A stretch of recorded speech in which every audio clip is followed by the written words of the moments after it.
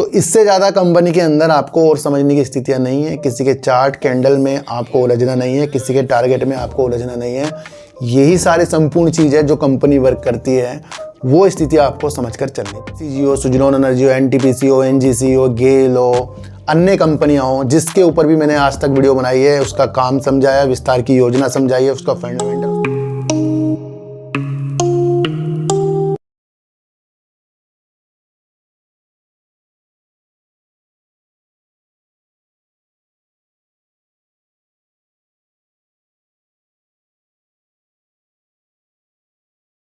नमस्कार, मैं स्वागत करता हूं आपका अपने ही चैनल पर जिसका नाम है सार्थक बाजार से। आज बात करेंगे एसजेवीएन के ऊपर। काफ़ी दिनों से मेरे प्यारे सब्सक्राइबरों ने वीडियो बनाने के लिए कहा था। देखो सर, मेरा वीडियो बनाने का माध्यम कंपनी के काम, कंपनी का फंडामेंटल, कंपनी की न्यूज समझाने के उद्देश्य के साथ आया है।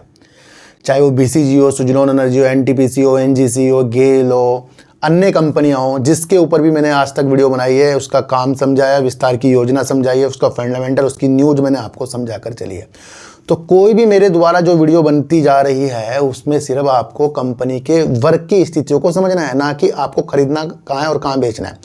क्योंकि अगर खरीदने बेचने वाली स्थितियाँ होती तो मैं आपको चार्ट के अनुसार यहाँ बताता, फिर आपको टारगेट के अनुसार बताता, फिर मैं आपको प्राइस बताता कि भैया ये प्राइस चला, यहाँ से खरीद लो, वहाँ लॉस बुक कर लो, वहाँ प्रॉफिट बुक कर लो। तो ये स्थिति हमारे लिए बिल्कुल भी नहीं बनी है। मैं आपको बता दूँ, हमारा क्या काम है? अपडेट करना, अपडेट रहना और अपडेट के साथ बाजार की स्थितियों को समझना।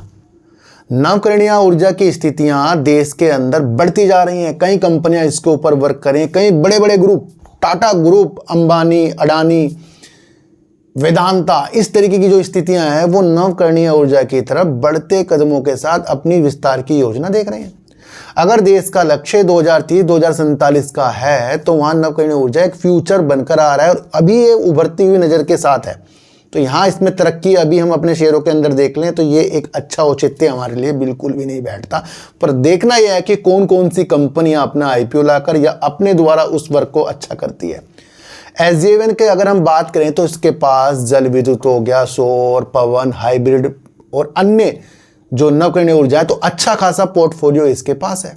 बीते दिनों मैंने आपको बताया था कि आईओसी भी एसजेवीएन के साथ अपने दीर्घकालीन यानी लंबे समय के लिए नवकरणीय ऊर्जा की राह पर दोनों ने साझेदारी कर रही है अपनी स्थितियों को बढ़ाने के लिए। और आईओसी आपको पता ही है जैव ईंधन पे भी वर्क करती है और नवकरणीय ऊर्जा के लिए भी वो वर्क कर रही है। तो उसको अच्छा खासा पोर्टफोलियो जो है एसजेवीएन का लगा। तो एसजेवीएन जो एक कंपनी है, बड़ी इंपॉर्टेंट कंपनी है और इसलिए है क्योंकि ये नवकरणीय ऊर्जा की तरफ अच्छे खासे कदमों के साथ वर्क कर रही है।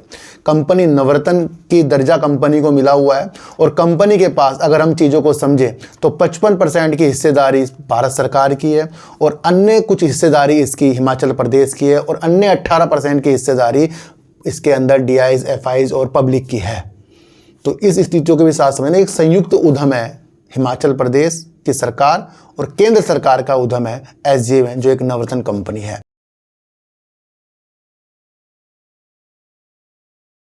तो इसकी स्थिति को और अगर हम आगे की तरफ समझें तो कंपनी के द्वारा एसजेवीएन मुख्य रूप से बिजली उत्पादन के व्यवसाय में लगी हुई है, जिसमें जल विद्युत, थर्मल, सौर, पवन ऊर्जा शामिल है।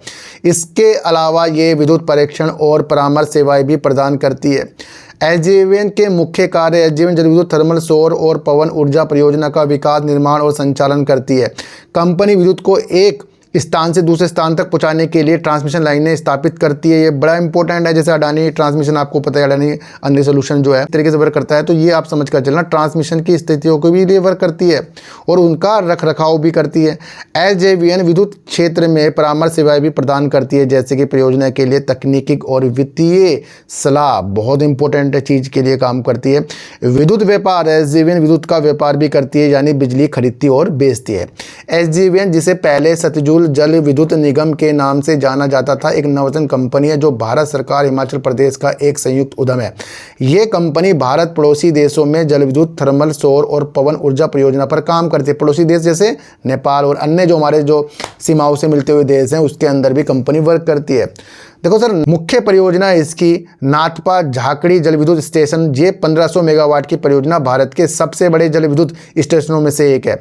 रामपुर जल विद्युत स्टेशन, ये एक और महत्वपूर्ण जल विद्युत परियोजना है जो एसजेवीएन द्वारा संचालित है। ये एक 60 मेगावाट की जलविद्युत परियोजना है जो उत्तराखंड में स्थित है, जो नेटवार मोरी जलविद्युत स्टेशन चीज़ें के साथ बताई जा रही है। एसजेवीएन का लक्ष्य स्वच्छ ऊर्जा समाधान प्रदान करना और देश की बढ़ती बिजली की मांग को पूरा करना है, ये आप समझकर चलना। अच्छा, एक छोटी सी एक पुरानी न्यूज़ देखें 10 मार्च 2025 की, क्योंकि अभी इसी साल की ये न्यूज़ है। एसजेवीएन ने 1800 मेगावाट पंप भंडार परियोजना के लिए छत्तीसगढ़ के साथ साझेदारी की। एसजेवीएन का अनुमान है कि इस परियोजना पर कुल निवेश 9,500 करोड़ रुपये होगा। ये क्यों बता रहा हूँ, क्योंकि कंपनी पंप स्टोरेज के लिए भी अच्छी खासी योजना के साथ छत्तीसगढ़ के साथ साझेदारी करके बैठी है, तो ये आपको समझकर चलना पड़ेगा। एसजेवीएन अपनी विस्तार योजना के तहत 2030 तक 25,000 मेगावाट और 2040 तक 50,000 मेगावाट की कंपनी बनने का लक्ष्य लेकर चल रही है। एसजेवीएन लिमिटेड इसके लिए ये विभिन्न परियोजना पर काम कर रहा है, जिसमें जल विद्युत है, पवन ऊर्जा है, सौर ऊर्जा और पर्यावरण शामिल है।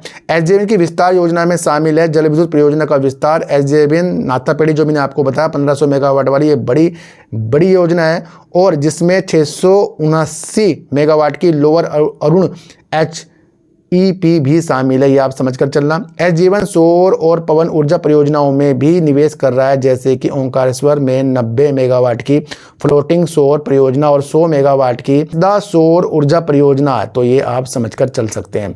अगर इस स्थिति को अगर हम देखें, जो मैंने आपको बताया है, कोई भी छोटी कंपनी ऐसा वर्क नहीं करेगी। और ये तो संयुक्त उद्यम है, हिमाचल केंद्र नवरत्न कंपनी को दर्जा है। कंपनी वित्तीय सलाह भी देती है, परामर्श भी देती है, एक स्थान से दूसरे स्थान तक के बिजली भेजने का काम भी करती है, बिजली खरीदती भी है, बेचती भी है, और कितना बड़ा इसका पोर्टफोलियो भी है। और आगे की मंशा 2040 तक 50,000 मेगावाट तक की कंपनी बनने का लक्ष्य एसजेवीएन रख रही है ना। तो यहाँ से शेयरों के ऊपर उतार चढ़ाव की स्थिति आपको नहीं देखनी, काम आपको समझ के आना चाहिए। अगर हम कंपनी का मार्केट कैप देखें तो 38,445 करोड़ का मार्केट कैप है। करंट प्राइस 97-98 रुपये करीब चल रहा है। हाई अगर हम देखें 149 रुपये कंपनी का चल रहा है, और 80 रुपये अगर हम इसका देखें तो लो कंपनी का देखने को मिल रहा है। अगर हम जून 2024 की कंपनी की सेल देखें, 870 करोड़ की सेल थी और 357 करोड़ का कंपनी ने प्रॉफिट कर दिया था। जून 2025 में कंपनी ने अपनी सेल को तो बढ़ा दिया, पर कंपनी ने अपने प्रॉफिट को कम किया है, जो 228 करोड़ का कंपनी का प्रॉफिट है। लेकिन देखने की स्थिति है, पिछले बार से मार्च 2025 में 504 करोड़ की सेल से इस बार कंपनी की 917 करोड़ की सेल हुई है, और कंपनी ने पिछले बार लॉस भी किया था, ये आप समझ कर चलना। रिजर्व की अगर बात करें तो 10,249 करोड़ का कंपनी में रिजर्व है। उधार की अगर हम कंपनी में बात करें तो 27,025 करोड़ कंपनी में उधार है। प्रमोटर अगर हम कंपनी की तरफ देखें तो 81.85% के प्रमोटर देखने को मिलेंगे, जो आपको मैंने बताया हिमाचल प्रदेश और केंद्र सरकार है। एफआईज अपनी कंपनी के अंदर होल्डिंग बढ़ा रहे हैं, 2.52% के हैं, लगातार होल्डिंग बढ़ा रहे हैं। डीआईज कंपनी के अंदर अगर हम देखें तो अपनी होल्डिंग को कम किया है, जो 4.10% है, और पब्लिक कंपनी के अंदर 11.54% है। तो इससे ज़्यादा कंपनी के अंदर आपको और समझने की स्थितियां नहीं है। किसी के चार्ट कैंडल में आपको उलझना नहीं है, किसी के टारगेट में आपको उलझना नहीं है। यही सारी संपूर्ण चीज़ है जो कंपनी वर्क करती है, वो स्थिति आपको समझकर चलनी पड़ेगी। तो सर कैसी आज आपको वीडियो लगी, एक बार मुझे जरूर बताना। तो किसी को भी खरीदने बेचने की नीतियाँ मेरे चैनल पर बिल्कुल भी नहीं है, ना मेरा कोई टेलीग्राम है, ना कोई मेरा व्हाट्सएप ग्रुप है, ना ही आज तक मैंने बनाया। तो सर सच्ची वीडियो देखिए, अच्छी वीडियो देखिए, समझ कर देखिए। सर चींटी को आटा दीजिए, गाय को रोटी दीजिए, और अपने बच्चों को ज़्यादा से ज़्यादा प्यार कीजिए, क्योंकि बच्चे ही आपकी मासूमियत से किस्मत पलटेंगे। तो फिर मिलेंगे आपसे नए वीडियो के साथ, जब तक के लिए नमस्कार।